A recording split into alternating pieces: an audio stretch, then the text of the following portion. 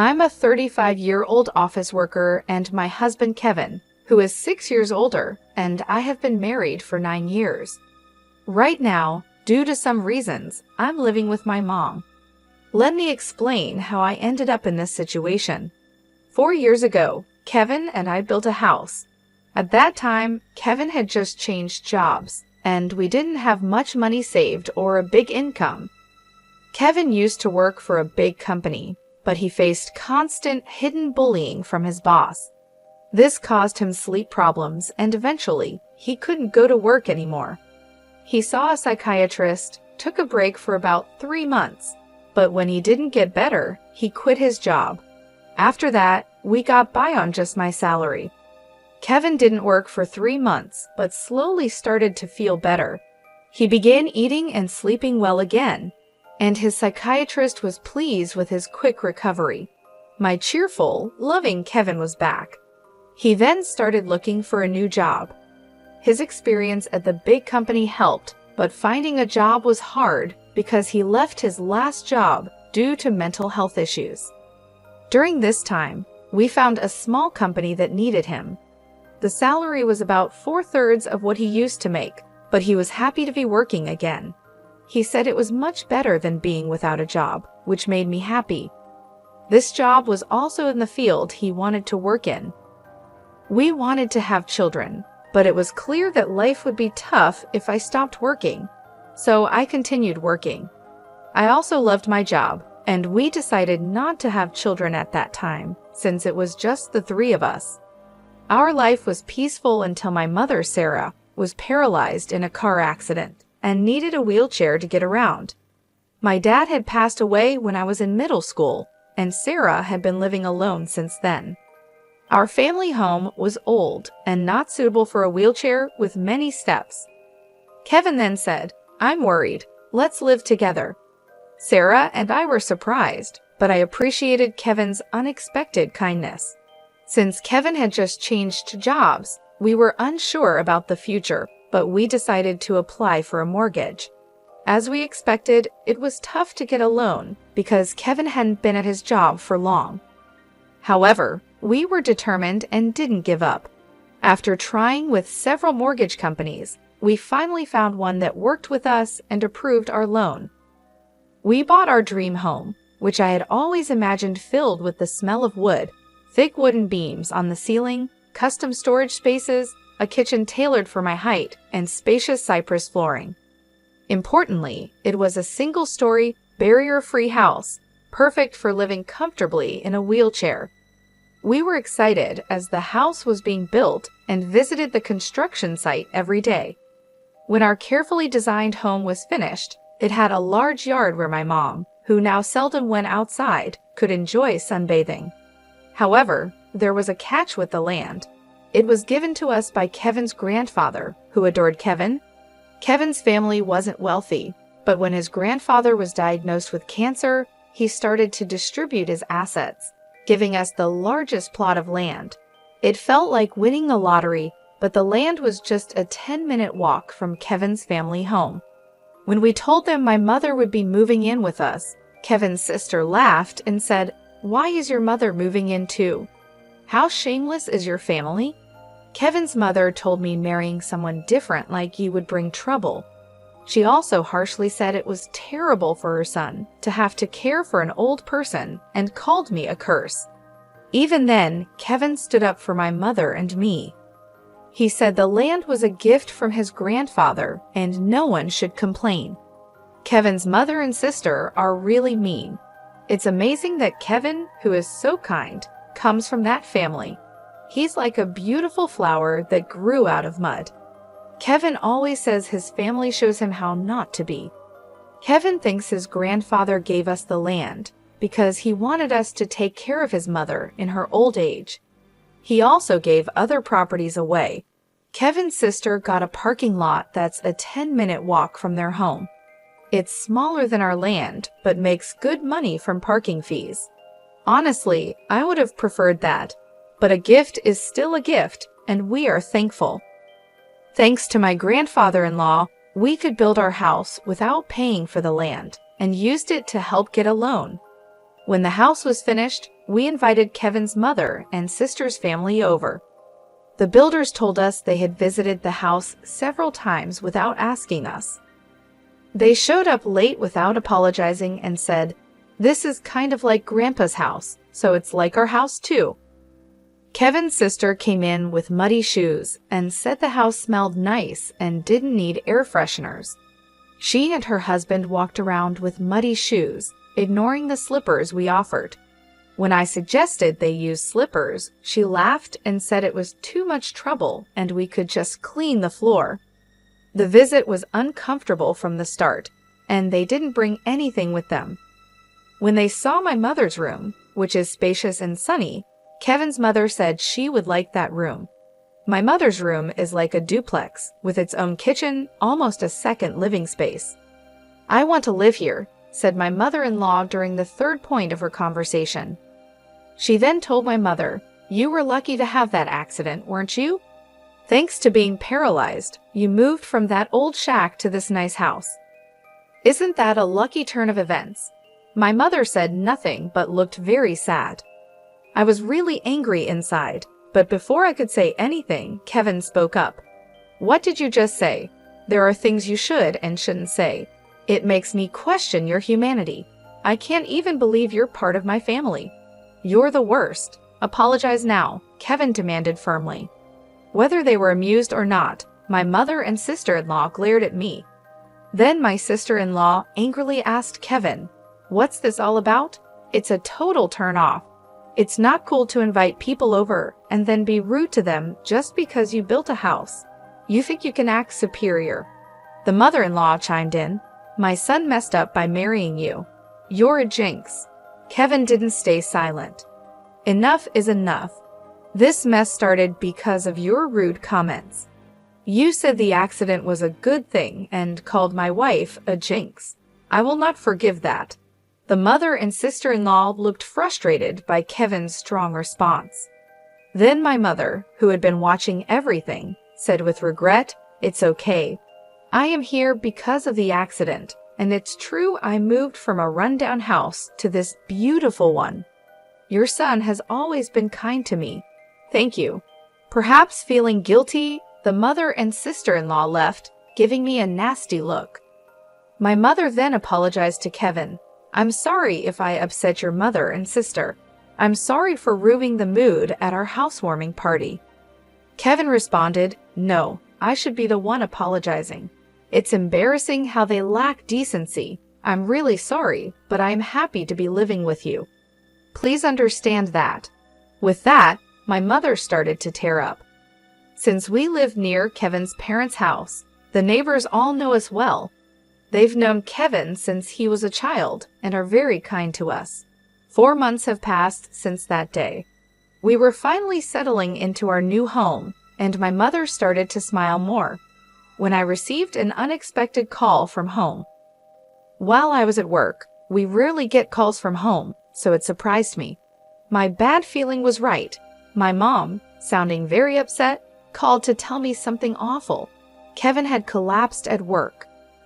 I was shocked and spoke to my boss right away, then rushed to the hospital. On the way, I tried to stay calm by imagining that Kevin would be okay when I got there, joking around like always. But when I arrived, it was a shock to see him with so many tubes attached to him. We had planned to go to a movie that weekend.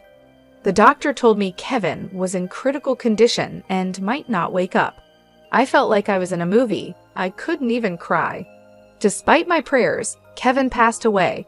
At the hospital, my shock continued as my mother and sister-in-law arrived. When they heard Kevin had died, my sister-in-law accused me harshly, asking if I had poisoned him or if I was after his life insurance. My mother-in-law also blamed me, saying bad things always happen around me and called me a jinx.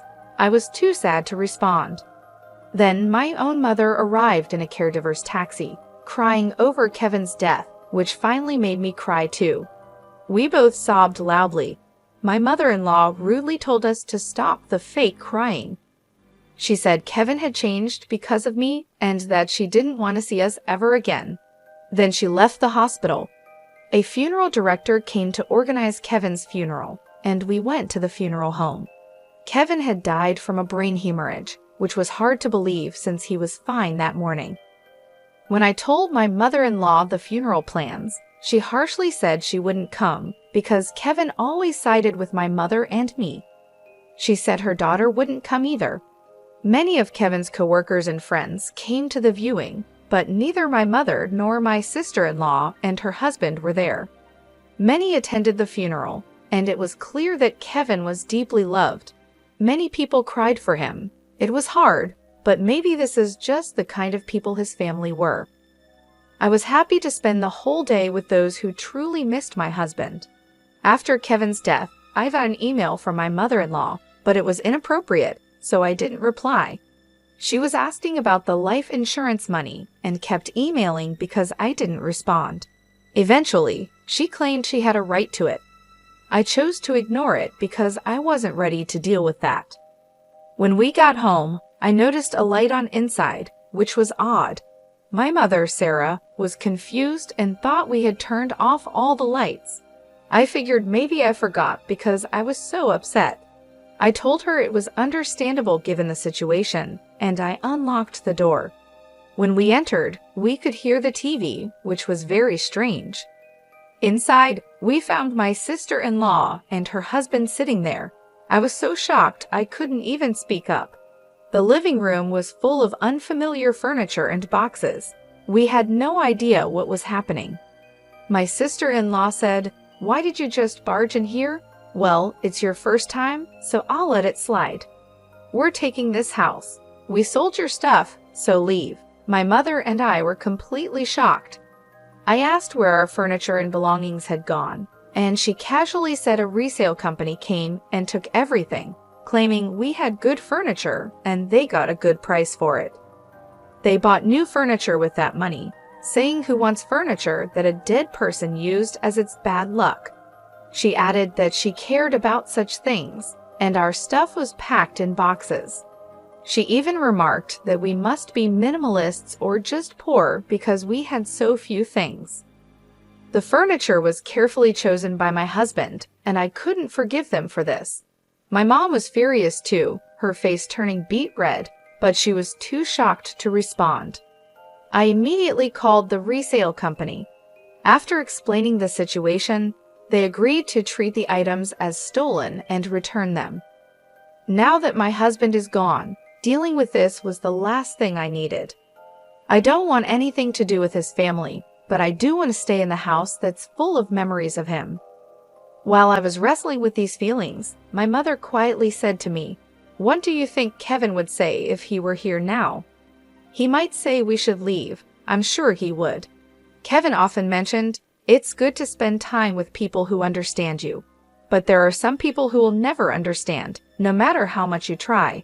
It's a waste of time dealing with those people." He was actually talking about his own mother and sister. I realized that if we stayed, his family would keep interfering.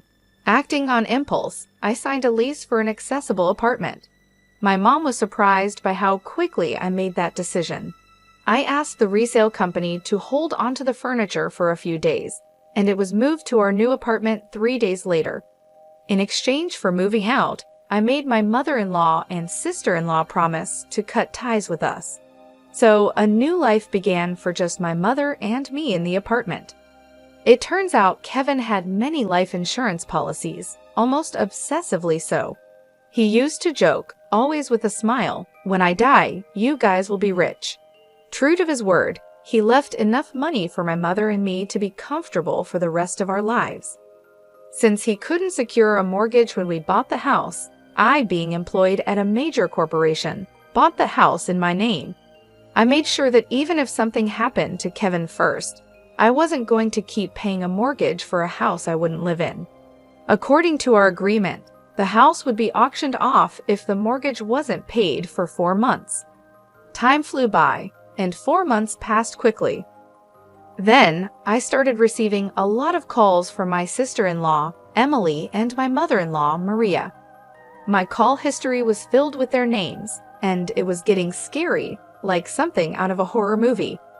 They were incredibly persistent, so I finally answered the phone. They were furious because the house was being sold.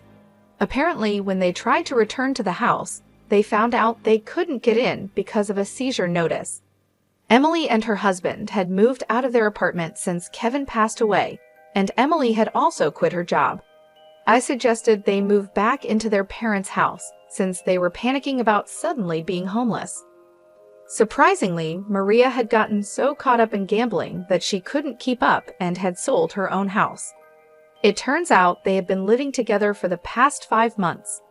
I also heard that they sold their main source of income, a parking lot in front of the train station, a long time ago. Now, Maria and Emily's family are completely homeless. When Maria said, "I'm sorry for everything. Let's get along. Can you lend me some money, please?" I replied, "I think it's best if you stay away since I'm a jinx. We're strangers now that we've severed ties." Maria was quiet after mumbling weakly. In my mind, I was thinking, who's the real bad luck charm here? Then, when I said I wouldn't lend them a single cent, Emily, who had been listening next to Maria, shouted, "You devil! Bring us the money right now." "I am a devil and bad luck, so I'm going to hang up now," I replied and ended the call. In reality, I had involved a lawyer for the past 5 months to push for the auction of the house. I thought it was an unusual case, but apparently it's not that uncommon. The house was sold without any major issues, giving our family a moment of peace. We plan to find a new home with the money Kevin left us. Since it's just my mother and me, we don't need a big house. We'd rather prioritize security as 2 women living together. So I chose a condominium with minimal noise disturbance. I remember something my husband always said when we built our home. People can get energy from the sun. So let's create a place where the mother-in-law can enjoy her hobby of reading in the garden without feeling self-conscious. With those words, he had made a spacious courtyard for her. So I looked for a condo with a large balcony where she could enjoy her coffee and read. It's smaller than our previous home, but the room is spacious enough to house the furniture my husband proudly chose. The piece of land that was gifted to us by Kevin's grandfather was expansive, and the house sold for more than expected. With that money, we're moving forward. I recently bought a luxurious condominium with exceptional security features, a choice I'm sure would have comforted my always cautious husband, Kevin. The peace of mind that comes from living in such a secure place is invaluable, especially after the tumultuous experiences with my in-laws. Life has taken a dramatic turn since Kevin passed away. Amidst my grief, I've been dealing with the fallout from his family's actions, which, frankly, has been draining. Following the auction of the house, Kevin's mother, Maria, and his sister found themselves without a place to live. Despite their desperate attempts, including trying to borrow money from neighbors, they couldn't secure any financial assistance and ended up in public housing. Living in public housing, they continued their old habits, causing disturbances that have started to concern the community. For instance, they recently had a barbecue on their small balcony, an act that left many locals in disbelief, given the limited space and safety concerns. Such thoughtlessness seems typical of them and reflects the disregard they've always shown for others' comfort. Moreover, their financial difficulties appear to have led to frequent loud arguments that disrupt the nightly peace, an auditory testament to their ongoing strife. My sister-in-law's husband has since left, leaving just her and Maria to fend for themselves. Their situation is a stark contrast to the quiet, stable life I now lead with my mother. We're both 2-person households, but while my home is a sanctuary, theirs is a source of constant conflict and unease. It's become so disruptive that neighbors are banding together, hoping to evict them to restore some semblance of peace. It's a harsh reminder that no matter where you go, being a nuisance can make you unwelcome. Reflecting on these events, I realize how the phrase, "what goes around comes around," rings true. My goal is to live quietly and peacefully, distanced from the embarrassing turmoil associated with my former family. I believe Kevin watches over us, perhaps with mixed feelings about the chaos his family continues to perpetuate in contrast to the tranquility he loved during his life. As I move forward, my focus is on living a life that causes no trouble to others. I want to honor Kevin's memory not just through words, but through actions. He always advocated for a life well lived, surrounded by people who bring joy and understanding. Despite the unfortunate family dynamics he left behind, I'm committed to building a life filled with positivity and peace. The decision to buy this condominium wasn't just about finding a new home, it was about creating a haven where my mother and I could feel safe and secure. The quiet, the order, and the absence of drama allow us to enjoy each other's company and focus on the things that truly matter. It's smaller than our previous house, but every corner of this new space is cherished, every moment of silence savored. I've learned a lot about resilience and moving forward. The memories of Kevin, filled with love and laughter, inspire me every day. They remind me of the importance of living authentically and compassionately, ensuring that his spirit of kindness is carried forward. Living well is perhaps the best tribute I can offer to a man who gave so much and asked for so little in return. In this new chapter, amidst the serenity of our chosen sanctuary, I am determined to live not just for myself, but in a way that would make Kevin proud.